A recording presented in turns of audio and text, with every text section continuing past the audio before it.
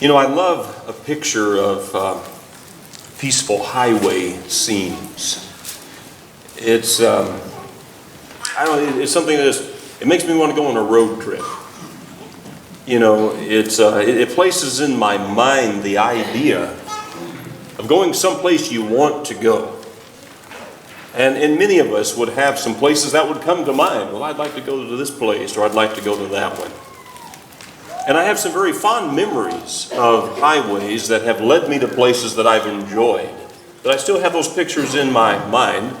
Roads that have carried me to places that were enjoyable, places that were good, places that perhaps provided a beautiful journey along the way. That makes it even all the better. But every highway is not like that. That is peaceful, or even able to get you to where you want to go. And there are roads or highways that seem as though they always have troubles, that there's always problems, obstacles. I didn't have to live here too long to realize Woodruff Road's not a good place to be. You know that too. You know, so it's only when I have to go on that part of town that I go anywhere near Woodruff Road.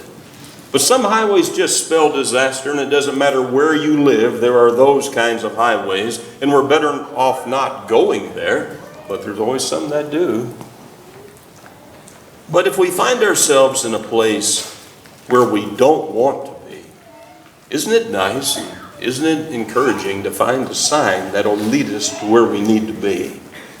Or maybe it's encouraging to know simply that there's a way out, that we don't have to stay where we don't want to be, that there's a highway leading us to a better place, and better yet, if someone comes along and says, well, let me show you the way. Let me help you get to where you want to go. Well, in a time long ago, God told His people of just such a highway. One that would lead them to a place where they would want to go, where there would be safety along the way, a place where gladness and joy would be found in the end. Well, it's not really a literal or physical highway, but nonetheless, a way provided by God for His people. This was spoken about in the day of the prophet Isaiah. We read about this, in fact, in the last week, when God foretold us of a way for the redeemed to find a way to draw near to Him. That God was calling, God was providing a way, a means, a highway of holiness to help His people draw near to Him. Well, we have become well acquainted at this point in our daily readings that Isaiah is a book of contrasts. And he kind of goes back and forth with ideas. Contrasts are a powerful tool that helps, provides a means of driving a point home. And it seems to be a favorite method of Isaiah. He employs that over and again. In chapters 34 and 35, Isaiah contrasts the desolation of the nations in Edom, those who are the enemies of God, in chapter 34, with the future glory of Zion in chapter 35. Now keep in mind that this was written during the time of Israel's captivity, and that there were still some difficult days ahead. It wasn't all over, but there were still hard times ahead. But Isaiah speaks to the destruction that God will bring upon those nations that were so opposed to Him and to His people. Nations that were far removed from His will. Those who were the enemies of God and His people. So the description of God's judgment in chapter 34 is quite brutal, really. Absolute, complete. Very much in order with His purpose to separate the wicked from those who would be His people.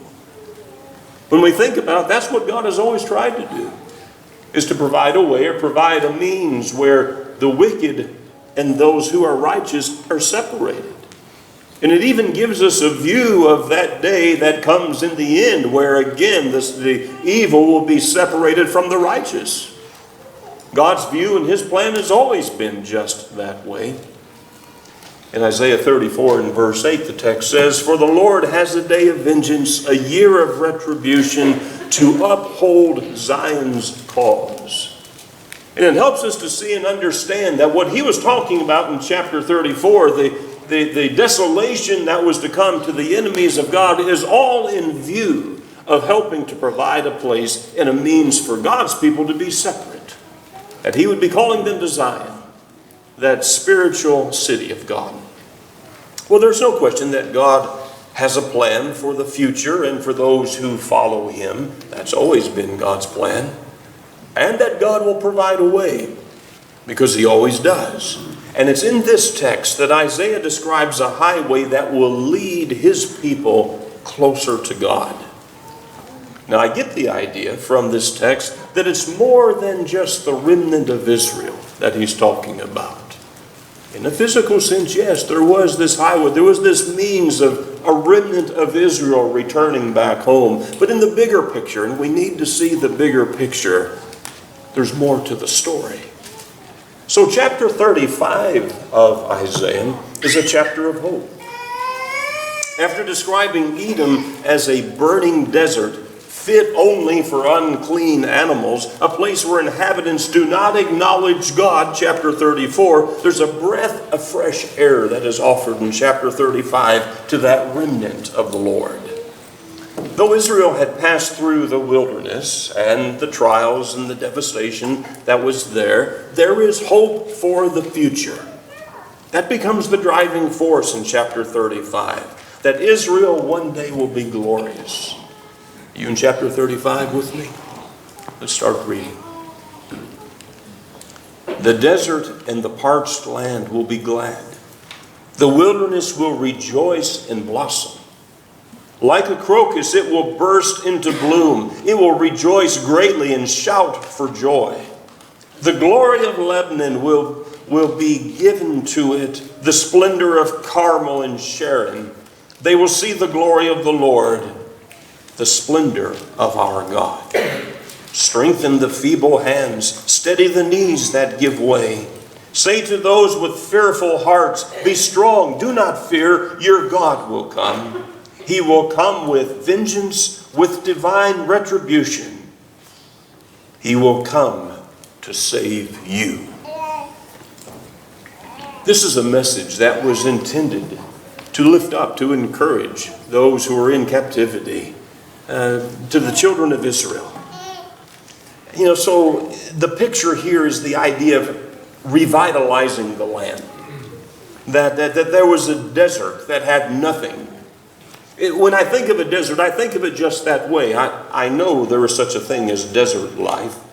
But that's not what comes to mind when I think of a desert. I think of there being no life. It's just sand and rock, and there's nothing that's green. But the picture that is depicted for us here is the desert coming to life.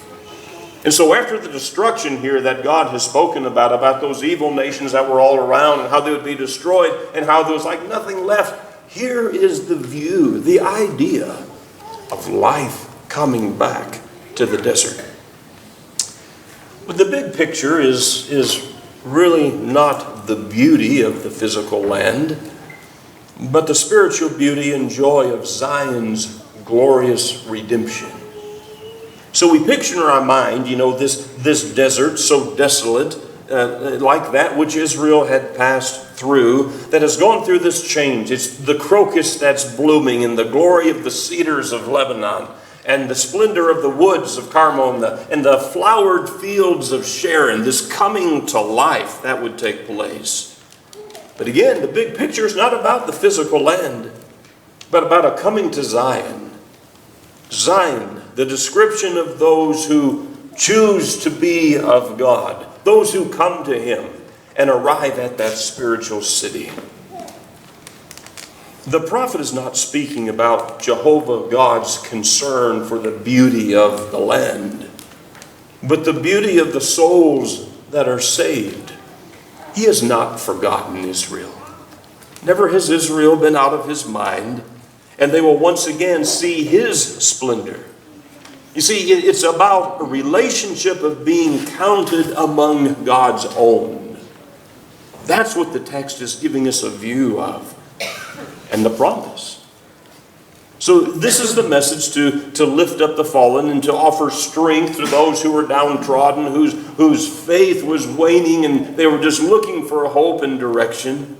Weak hands and feeble knees are symbols of perhaps of unbelief and defeat. But God will give salvation. God will give strength so that they can stand up, so they can be strong. Jehovah was nearby, as verse 4 said, He will come to save you. It's like those times when you would just hope that someone would come and help you and pull you out of the pit, so to speak. When you could find no reason for hope or motivation yourself, but to know in their case, here he's saying, God will come and save you.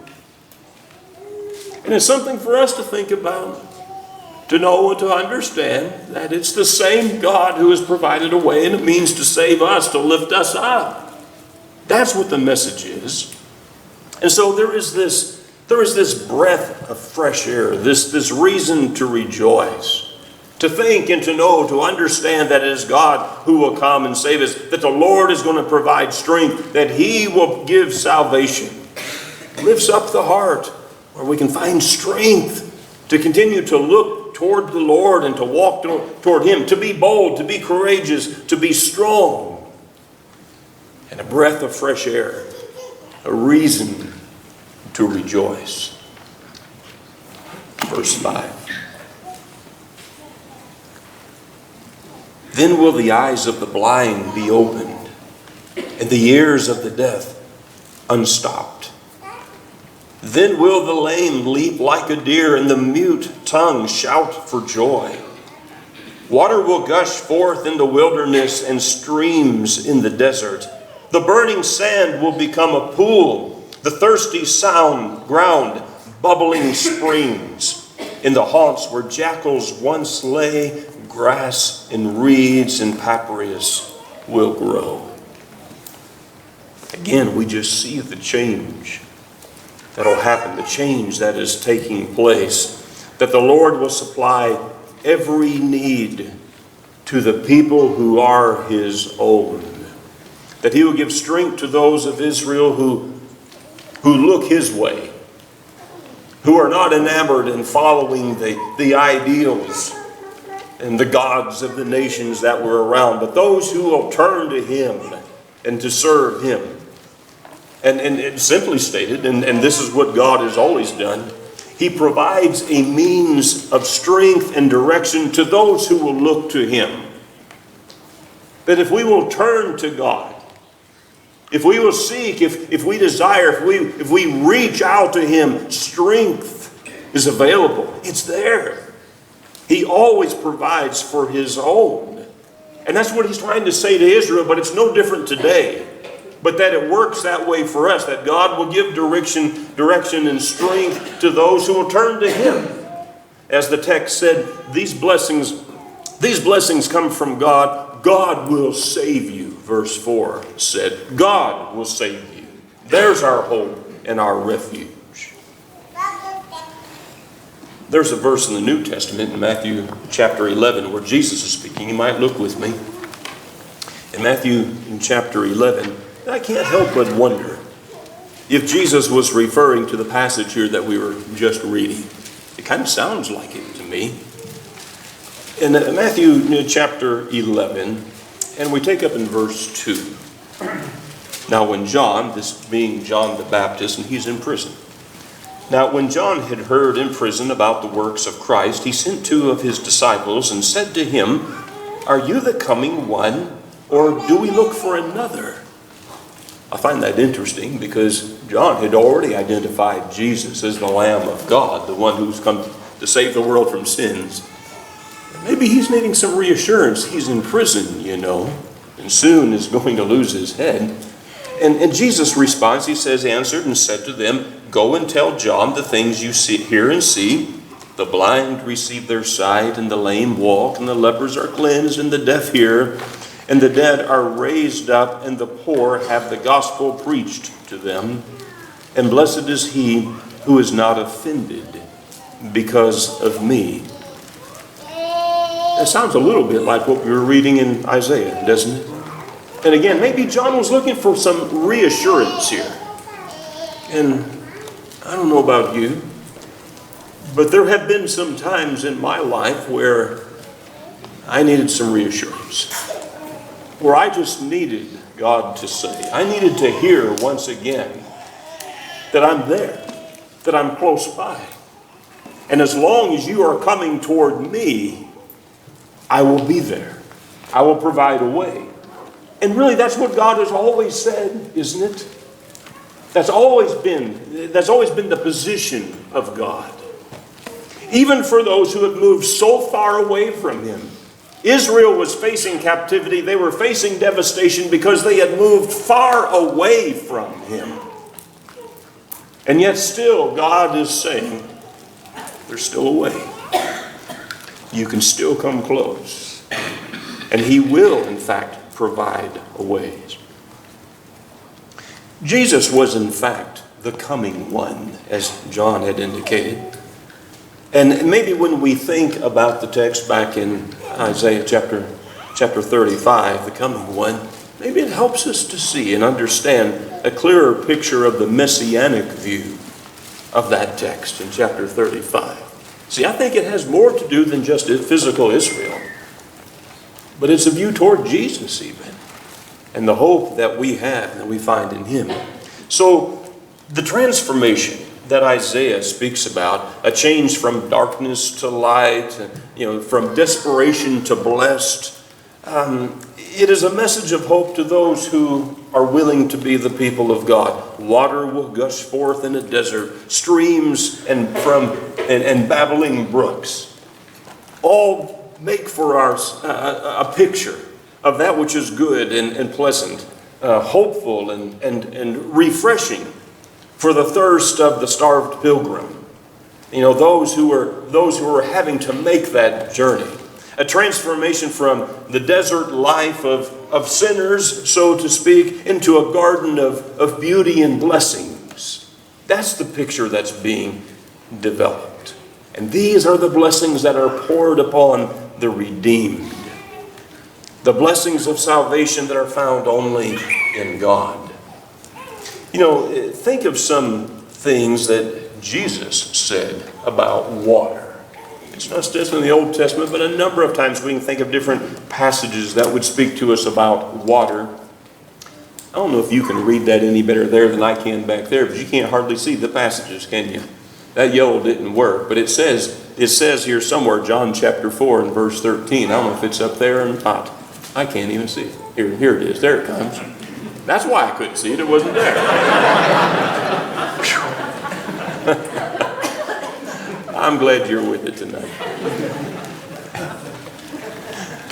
John chapter 4. You remember the text there in John chapter 4? Jesus and the woman at the well. Remember that? We're just stepping into the middle of the story here for just a moment to make a point here. Let's see here. Let's look at John chapter 4, verse 13. Jesus is speaking to that woman. And he says, verse 13, "Whoever drinks of this water will thirst again. But whoever drinks of the water that I shall give him will never thirst. But the water that I shall give him will become in him a well of water springing up into everlasting life." See, Jesus was not the first to provide or promise relief through water. But true relief comes in the water that He offers here. The words of the prophet long ago had a meaning to Israel. But the bigger picture was not fulfilled in the physical world. It really wasn't just about, Israel returning, the remnant returning back to the land and finding a refreshing of the land. It's a bigger picture than that.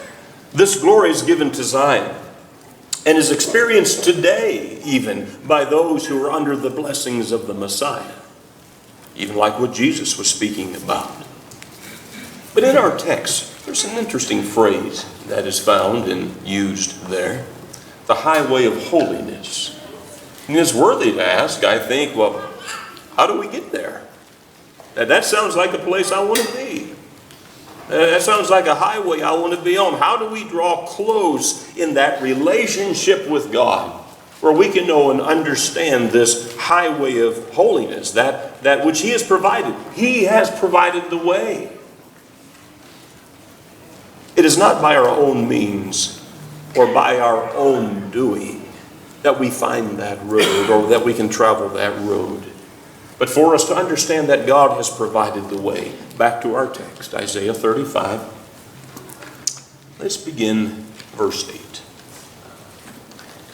And a highway will be there. It will be called the way of holiness. The unclean will not journey on it. It will be for those who walk in that way. Wicked fools will not go about on it. No lion will be there, nor will any ferocious beast get up on it. They will not be found there. But only the redeemed will walk there, and the ransomed of the Lord will return. They will enter Zion with singing. Everlasting joy will crown their heads. Gladness and joy will overtake them, and sorrow and sighing will flee away. Don't you love that? Now that's a beautiful description of what it is to walk with God, the blessings that come and that are found in Him. Did you notice that there's only one road in view here? I think that says something important.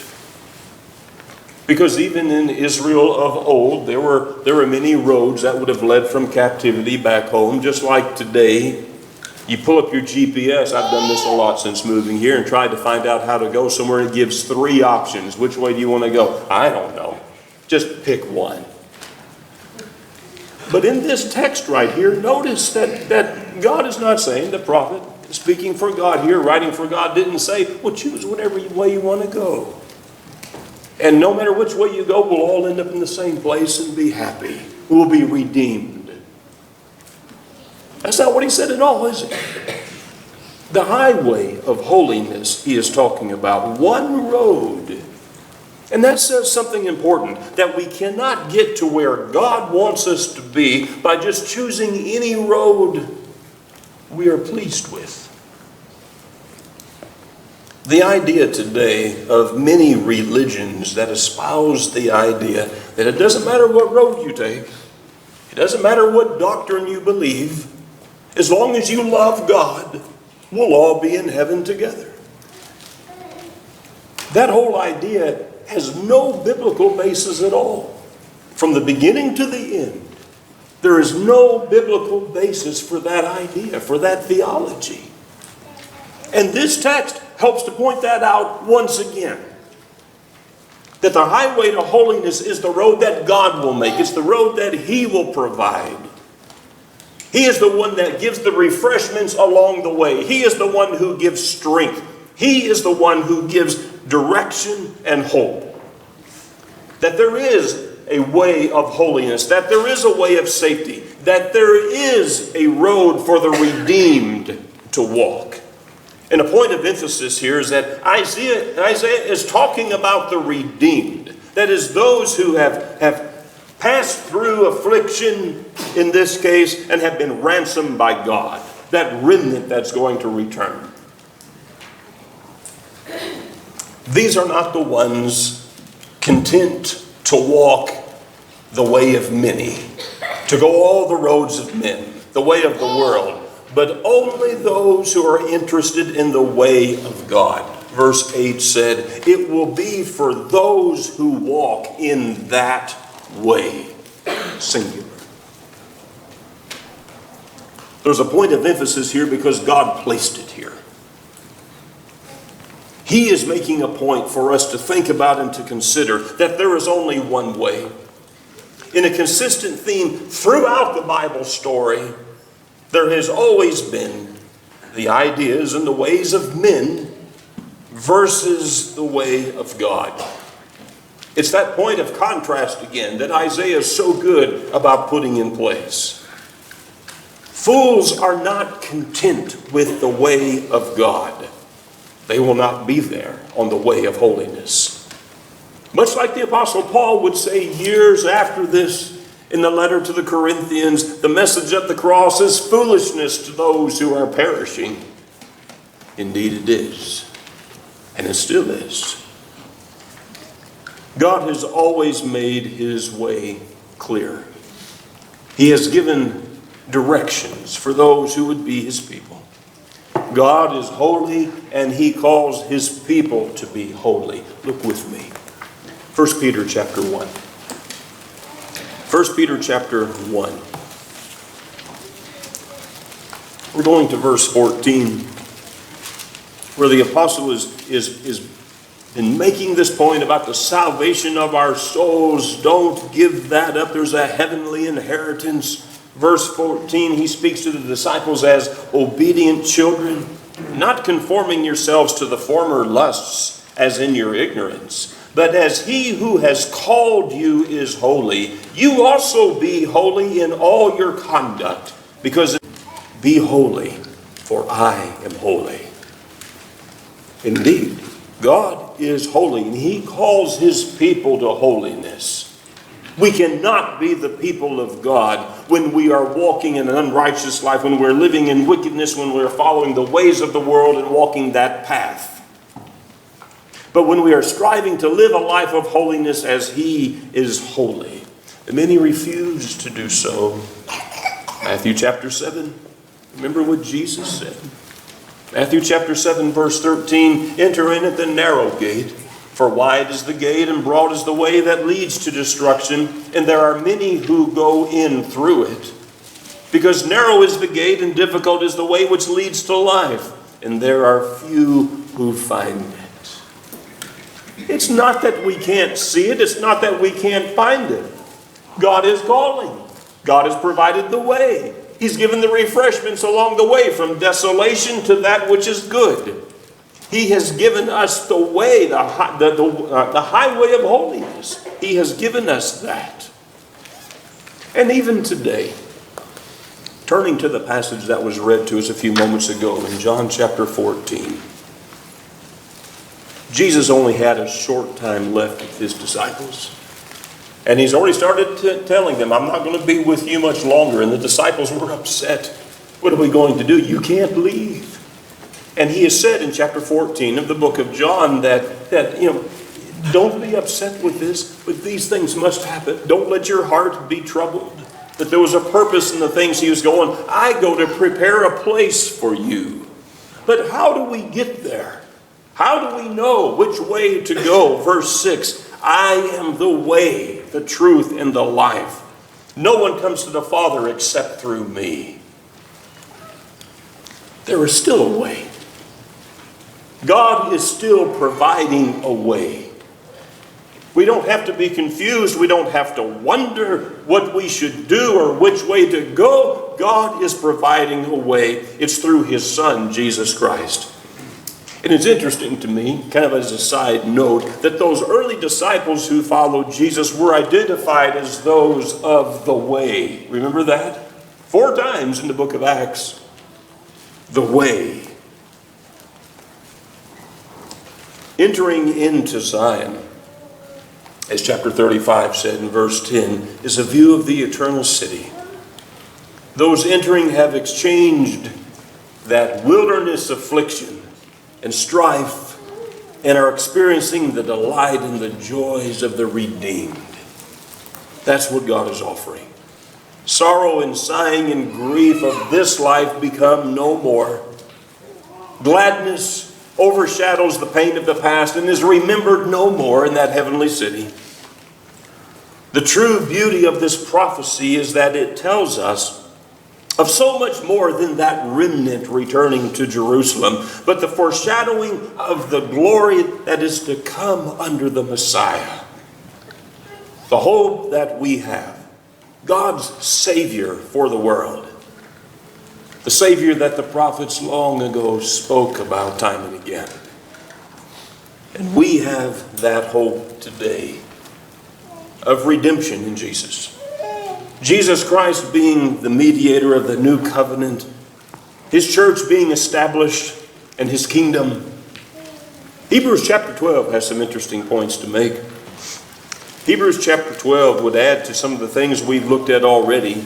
Chapter 12 and verse 22 we begin. Speaking to those who are saints. But you have come to Mount Zion, and to the city of the living God, the heavenly Jerusalem, to an innumerable company of angels, to the general assembly and church of the firstborn who are registered in heaven, to God the judge of all, to the spirits of just men made perfect, to Jesus the mediator of the new covenant, and to the blood of sprinkling that speaks better things than that of Abel. Verse 28. Therefore, since we are receiving a kingdom which cannot be shaken, let us have grace by which we may serve God acceptably with reverence and godly fear. Under the Messiah, through Jesus Christ, we have now come to that holy city, figurative, that kingdom which will never be destroyed by the hands of men. That spiritual kingdom. It will never be shaken. It cannot be shaken. It's the Lord's kingdom.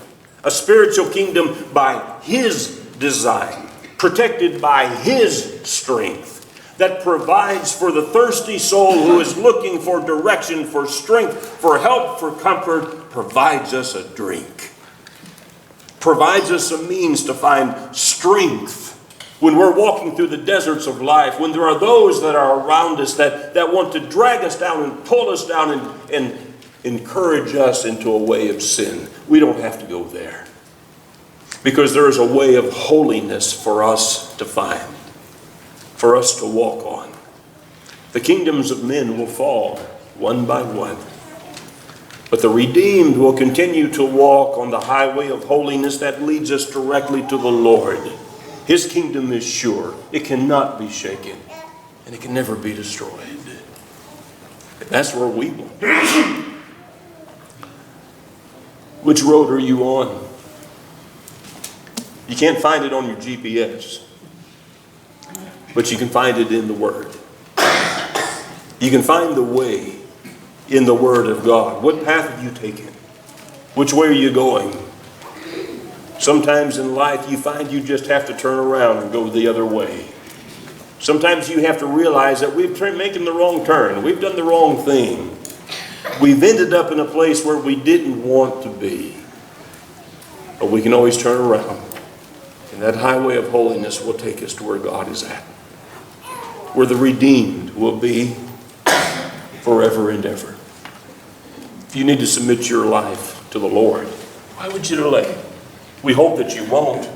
We hope that you'll make a decision even tonight to become a child of God, baptized into Jesus Christ, sins washed away. Or even as a Christian, if you've stumbled along the way, if you find yourself on the wrong road, we have a road map to get us to where we need to be. Can we help you? Would you come as we stand and sing?